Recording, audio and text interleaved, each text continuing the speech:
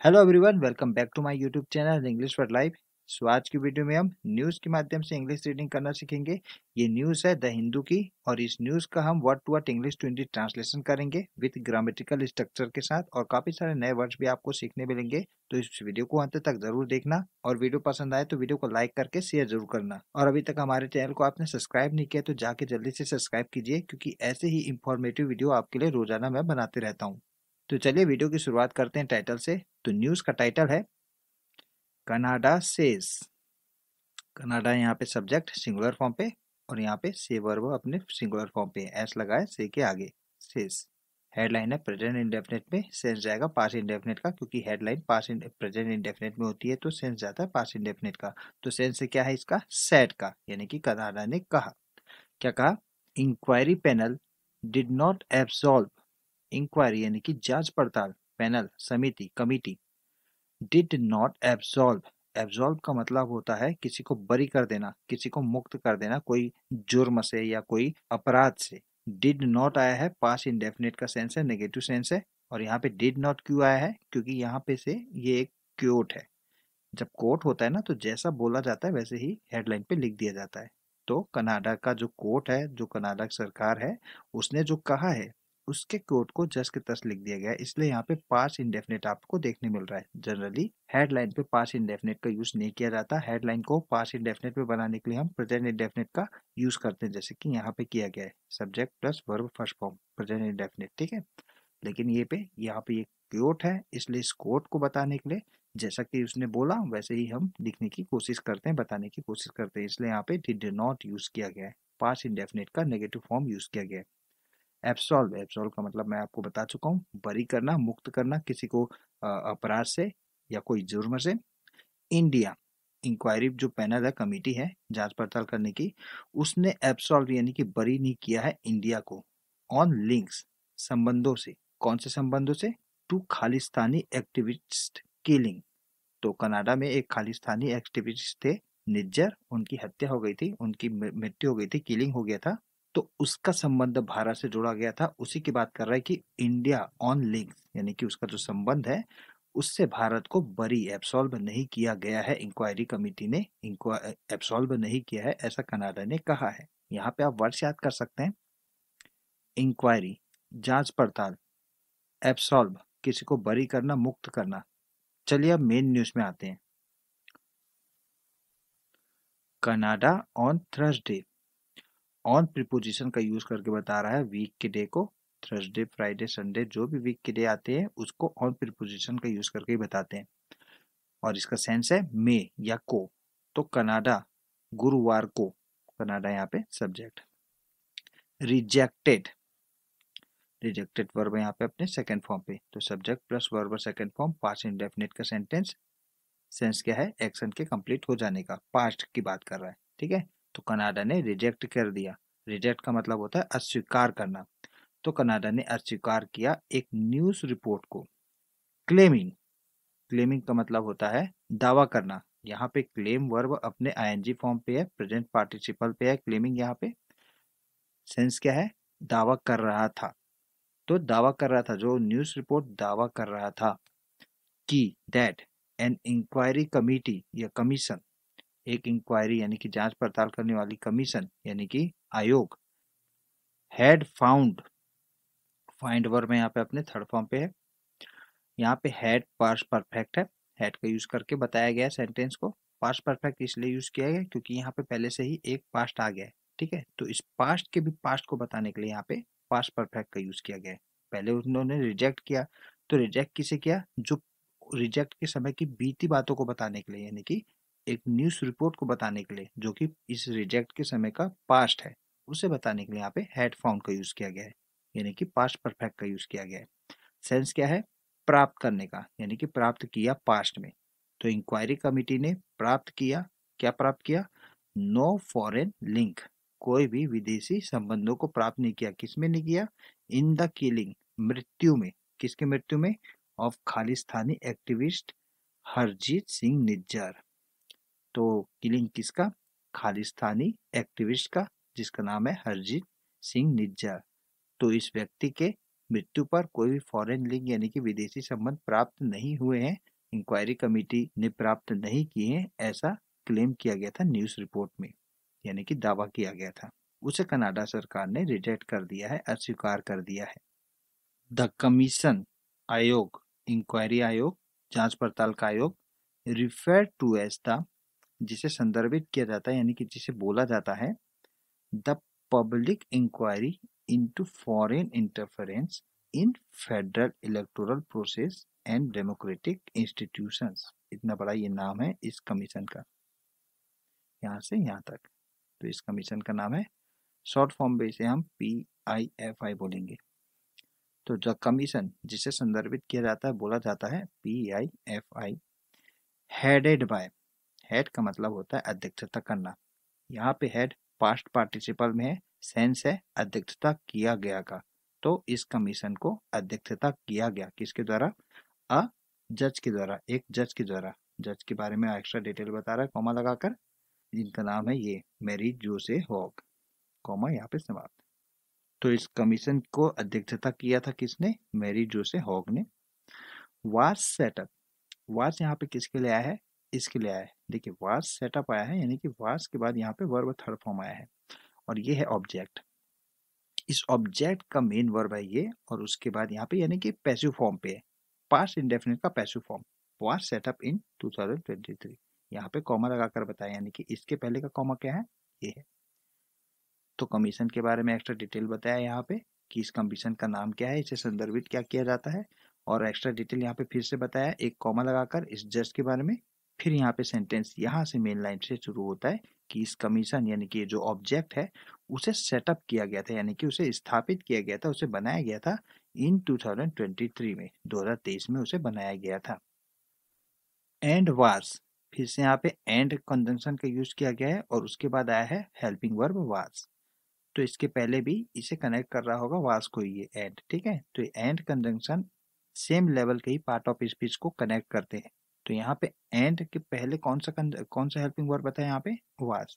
तो ये ऊपर वाले वास से नीचे वाले वास को कनेक्ट किया है एंड ने। तो बोल रहा है कि जो कमीशन है वाज सेटअप इन 2023, उसे स्थापित किया गया था 2023 में। एंड वाज मीन्ड, इसका उद्देश्य था, मीन का मतलब होता है उद्देश्य होना, और इसका उद्देश्य था कि टू लुक इनटू, जांच पड़ताल करना। लुक इनटू फ्रेजल वर्ब का अर्थ होता है जांच पड़ताल करना। एलिगेशन, एलिगेशन का मतलब होता है आरोपों को। By Justin Trudeau government of disinformation and misinformation by foreign powers.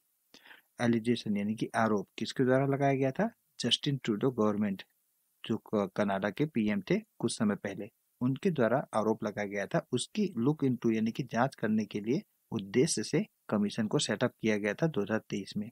और ट्रूडो का एलिगेशन क्या था? मिस इन्फॉर्मेशन के ऊपर, यानी कि डिस इन्फॉर्मेशन और मिस इन्फॉर्मेशन। इसका डिस इन्फॉर्मेशन का प्राय उपयोग करते हैं जब विदेशी सरकार की बात आती है। डिस इन्फॉर्मेशन का मतलब होता है कि जानबूझकर कोई के खिलाफ गलत कोई जानकारी प्रचार प्रसार करना। मिस इन्फॉर्मेशन का मतलब होता है कोई जानकारी गलती से हो सकती है या जाने अनजाने में हो सकती है। मिस इन्फॉर्मेशन का मतलब होता है ऐसी, जैसे कि हमें भी कुछ चीज़ों का मिस इन्फॉर्मेशन हो जाता है। लेकिन डिस इन्फॉर्मेशन वो होता है जो किसी को जानबूझकर फैलाई जाती है, कोई भी जानकारी गलत किसी के बारे में, ताकि हम अपना कोई देश दूसरे देश का फायदा उठा सके उनकी कमजोरी का। तो ये होता है डिस इन्फॉर्मेशन और मिस इन्फॉर्मेशन में अंतर। बाय फॉरेन पावर्स, दूसरे यानी कि विदेशी शक्तियों द्वारा मिस इन्फॉर्मेशन और डिस इन्फॉर्मेशन की बात कर रहे हैं जस्टिन ट्रूडो। तो जस्टिन ट्रूडो सरकार का आरोप है, एलिगेशन है कि विदेशी शक्तियां डिस इन्फॉर्मेशन और मिस इन्फॉर्मेशन कर रही हैं। उसी के बारे में जांच पड़ताल करने के लिए कमीशन गठित किया गया है। दैट, और ये क्या है जांच पड़ताल, मतलब कि ये जो आरोप है डिस इन्फॉर्मेशन और मिस इन्फॉर्मेशन का विदेशी शक्ति द्वारा, वो आरोप क्या है कि that had affected the outcome of Canada के इलेक्टोरल प्रोसेस को। इलेक्टोरल यानी कि चुनावी, कनाडा के, ऐसा गया है ना यहाँ पे एपोस्ट्रोफी ऐसा है, यानी कि कनाडा का पोजीशन बताने के लिए एस यूज किया गया है।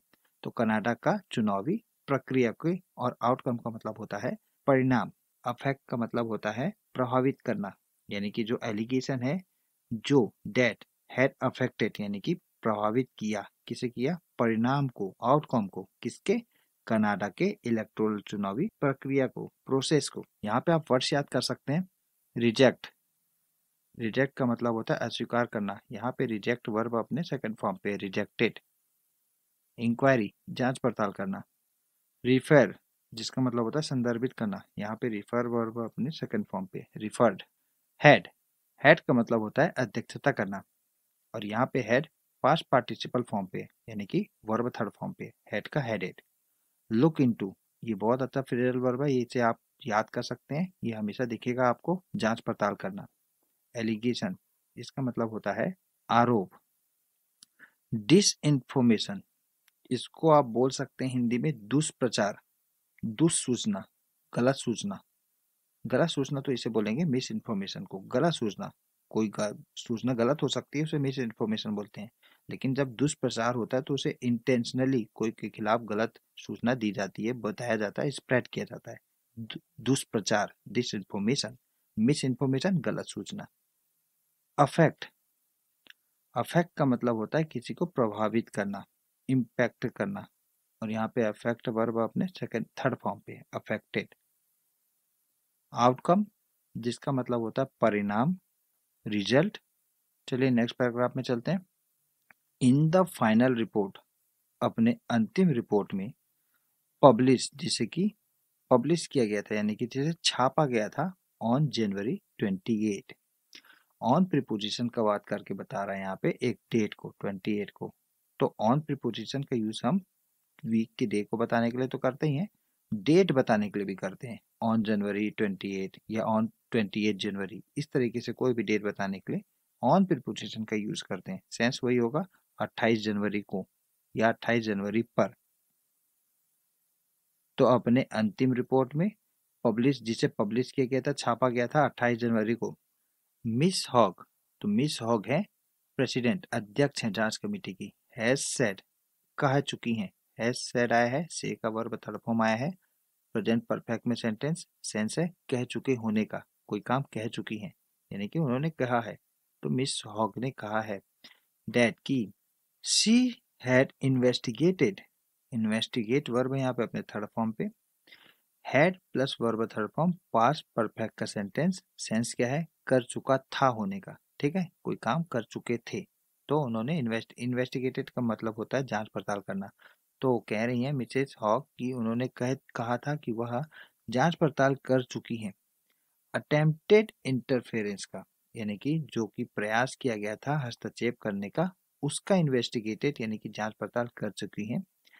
बाय सेवरल कंट्रीज, और ये इंटरफेरेंस, हस्तक्षेप किसके किसके लिए, किसके द्वारा था, बाय सेवरल कंट्रीज, बहुत सारे, सेवरल का मतलब बहुत सारे देशों के द्वारा प्रयास किया गया हस्तक्षेप था, उसका इन्वेस्टिगेटेड कर चुकी हैं सी हॉग। एंड हैड क्लेम्ड, और दावा किया, फिर से यहाँ पे क्लेम वर्ब अपने थर्ड फॉर्म पे, और दावा किया था। Indian diplomats and proxy agents, भारतीय राजदूतें, डिप्लोमेट्स का मतलब होता है राजदूतें, भारतीय राजदूतें, और प्रॉक्सी, प्रॉक्सी का मतलब होता है प्रतिनिधि, प्रतिनिधि एजेंट। यहाँ पे प्रॉक्सी का मतलब बता रहा है भारत के प्रतिनिधि एजेंट। वर स्प्रेडिंग डिस इन्फॉर्मेशन, दुष्प्रचार, गलत प्रचार, किसी को भड़काने वाला प्रचार, दुष्प्रचार। तो कह रही है वो कि उन्होंने दावा किया था कि भारत के राजदूत और प्रॉक्सी एजेंट, यानी कि भारत के जो प्रतिनिधि करने वाले एजेंट थे, वो स्प्रेडिंग कर रहे थे, फैला रहे थे। क्या फैला रहे थे, दुष्प्रचार, डिस इन्फॉर्मेशन। यहाँ पे आप वर्ड्स याद कर सकते हैं। इन्वेस्टिगेट, जिसका मतलब होता है जांच पड़ताल करना, इन्वेस्टिगेट वर्ब यहाँ पे अपने थर्ड फॉर्म पे, इन्वेस्टिगेटेड। इंटरफेरेंस का मतलब होता है हस्तक्षेप। सेवरल का मतलब होता है विभिन्न, अनेक। डिप्लोमेट्स का मतलब होता है राजदूतें। प्रॉक्सी का मतलब होता है प्रतिनिधि, छद्म। चलिए आगे बढ़ते हैं। इट सेज दैट, ऐसा कहा जाता है, दैट की India may have attempted, may model verb यहाँ पे पास्ट फॉर्म पे यूज किया गया है, may plus have plus verb third form, attempted. Sense क्या है इसका, कि पास्ट में शायद कोई घटना हुई होगी। ठीक है, तो प्रयास, प्रयास किया गया होगा, तो इंडिया ने शायद पास्ट में प्रयास किया होगा। To clandestinely provide, financial support. Clandestinely का मतलब होता है गुप्त रूप से, सीक्रेटली।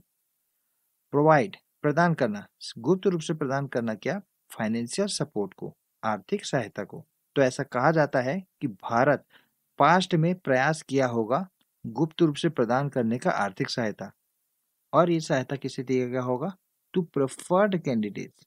प्रेफर्ड का मतलब होता है पसंदीदा, तो भारत को जो पसंद है उसे, कैंडिडेट्स का मतलब होता है उम्मीदवार, तो भारत को जो पसंदीदा उम्मीदवार है उसे गुप्त रूप से फाइनेंशियल सपोर्ट, वित्तीय आर्थिक सहायता प्रदान की गई होगी, ऐसा कहा जाता है। एक तरीके से ये अनुमान है। ड्यूरिंग द 2021 इलेक्शन, कब 2021 इलेक्शन हुआ था ना, उसमें बात कर रहे हैं, उस समय की बात कर रहे हैं कि भारत उसमें इन्वॉल्व हो सकता है करके। विदाउट द कैंडिडेट्स नॉलेज, और ये कब, बिना, विदाउट का मतलब बिना, कैंडिडेट्स नॉलेज यानी कि कैंडिडेट्स मतलब उम्मीदवार के ज्ञान के, यानी कि पता भी नहीं है कैंडिडेट्स को जो कि चुनाव पे थे, उम्मीदवार को, कि भारत उनकी मदद कर रहा है, ऐसा कहा जाता है। India's ministry of external affairs had issued, issued verb अपने थर्ड फॉर्म पे है, इशू का इशूड, हैड के साथ verb third form, past perfect का सेंटेंस, सेंस क्या है, कर चुका था। तो भारत ने एक काम किया था, क्या, जारी करने का, इशू का मतलब होता है जारी करने का। तो भारत के विदेश मंत्रालय, मिनिस्ट्री ऑफ एक्सटर्नल अफेयर्स ने जारी किया था, क्या जारी किया था, एक स्टेटमेंट को, एक वक्तव्य को, एक स्टेटमेंट को जारी किया था, rejecting, reject plus I N G present participle form पे, सेंस क्या है, कर रहा था, रिजेक्ट यानी कि अस्वीकृत कर रहा था या अस्वीकृत करते हुए। तो भारत के विदेश मंत्रालय ने जारी किया है एक स्टेटमेंट अस्वीकृत करते हुए, किस चीज को, the report on January 28 itself. Itself का मतलब है अपने आप में, भारत के लिए यूज किया गया रिपोर्ट। तो रिजेक्टिंग क्या, एक स्टेटमेंट दिया है रिजेक्टिंग करते हुए, अस्वीकृत करते हुए, किसे, रिपोर्ट को। और रिपोर्ट कौन सा, 28 जनवरी का, अपने आप, स्वयं से, अपने आप से। हाउएवर, हालांकि, on page 6 of her report, अपने रिपोर्ट के पृष्ठ 6 पर, मिस हॉक्स समरेशन, समरेशन का मतलब होता है सारांश, तो मिस्टर हॉक का सारांश यानी कि जो रिपोर्ट है उसका सारांश की बात कर रहा है। तो मिसेस हॉक्स का सारांश शामिल था, इंक्लूड का मतलब होता है शामिल होना, यहाँ पे इंक्लूड वर्ब अपने सेकंड फॉर्म पे, शामिल था। तो मिसेस हॉक का सारांश में शामिल था, क्या शामिल था, लैंग्वेज भाषा, डेट जो, अपरेंटली ऊपरी तौर पे, led to confusion over the findings, ऊपरी तौर पर लेड टू के यहाँ पर मतलब है क्रिएट करना, बनाना। तो जो भाषा थी यानी कि जो समरी सारांश की भाषा थी, वो जो ऊपरी तौर पे अपरेंटली क्रिएट कर रही थी, बनाई थी, क्या बनाई थी, कॉन्फ्यूजन, यानी कि कॉन्फ्यूजन बनाई थी, किस पर, फाइंडिंग्स के ऊपर, यानी कि अभी तक जो फाइंडिंग्स हुआ था, जितनी भी सूचना अभी तक प्राप्त हुई थी उसके ऊपर कंफ्यूजन क्रिएट कर रही थी उनकी लैंग्वेज, जो कि सारांश में, मिसेस हॉक की सारांश में, वो भी पेज 6 में बताई गई है। यहाँ पे आप वर्ड्स याद कर सकते हैं, क्लैंडस्टाइनली गुप्त रूप से, फाइनेंशियल का मतलब होता है आर्थिक, वित्तीय, प्रेफर्ड का मतलब होता है पसंदीदा, रिजेक्ट का मतलब होता है खंडित करना, अस्वीकार करना, यहाँ पे रिजेक्ट प्रेजेंट पार्टिसिपल फॉर्म पे है, रिजेक्टिंग, अपरेंटली ऊपरी तौर पे, यानी कि अंदर से नहीं लगता लेकिन ऊपर से तो दिख रहा है कि हाँ इसमें कुछ गड़बड़ है। कंफ्यूजन का मतलब होता है भ्रम, फाइंडिंग्स का मतलब होता है निष्कर्ष, कंक्लूजन्स, फाइंडिंग्स। चलिए आगे बढ़ते हैं। Disinformation is also used, इसके बाद आया है यूज्ड, यानी कि यूज्ड यहाँ पे थर्ड फॉर्म पे है, और यहाँ पे डिस इंफॉर्मेशन है ऑब्जेक्ट, तो प्रेजेंट इंडेफिनिट का सेंटेंस पैसिव फॉर्म पे। डिस इंफॉर्मेशन का मतलब होता है दुष्प्रचार, तो और यहाँ पे ऑब्जेक्ट पे एक्शन होना है, ठीक है, तो कौन सा एक्शन होना है, उपयोग करने का, तो इसको उपयोग किया गया है, यानी कि इसको उपयोग किया जाता है या किया गया है, दुष्प्रचार को, ठीक है, तो उपयोग किया गया है एस अ रिटेलिटोरी टैक्टिक। टैक्टिक का मतलब होता है दांव पेच, हथकंडे, रिटेलिटोरी का मतलब होता है बदला लेने वाला, तो बदला लेने वाला दांवपेच के रूप में उपयोग किया गया दुष्प्रचार को। टू पनिश डिसीजंस, डिसीजन का मतलब होता है निर्णय, पनिश का यहाँ पे मतलब है निर्णयों को खराब करना, बदलना। दैट जो, run contrary to the state's interest, हितें। स्टेट का मतलब होता है नेशन, देश। इंटरनेशनल रिलेशन पे राजनीति में स्टेट का मतलब भी होता है राज्य, देश। जैसे कि चाइना एक देश है, चाइना स्टेट है। इंडिया एक देश है, इंडिया एक स्टेट है। अमेरिका एक देश है, अमेरिका एक स्टेट है। तो स्टेट का इंटरेस्ट यानी कि कोई देश का इंटरेस्ट। रन कॉन्ट्रेरी का मतलब होता है कि विपरीत चलना। तो कोई ऐसा हित जो किसी भी देश के विपरीत होगा, उसके बारे में बात कर रहा है द रिपोर्ट सेज। रिपोर्ट ने ऐसा कहा है। एडिंग, एडिंग का मतलब होता है और भी आगे कहा है। तो और भी आगे क्या कहा है? This may have been, may model verb का यहाँ पे पास्ट यूज किया गया है। May have plus verb third form been. यहाँ पे बी का मतलब होता है होना, और मे का बेसिकली मतलब होता है पॉसिबिलिटी बताना। तो कोई काम 50% हो सकता है, नहीं हो सकता है, उस तरह की पॉसिबिलिटी बताने के लिए मे यूज करते हैं। लेकिन यहाँ पे मे हैव है तो पॉसिबिलिटी बताई जा रही है पास्ट की। तो सेंस क्या है? यह पास्ट में हो सकता है। क्या हो सकता है पास्ट में? द केस, एक मामला हो सकता है। With a disinformation campaign.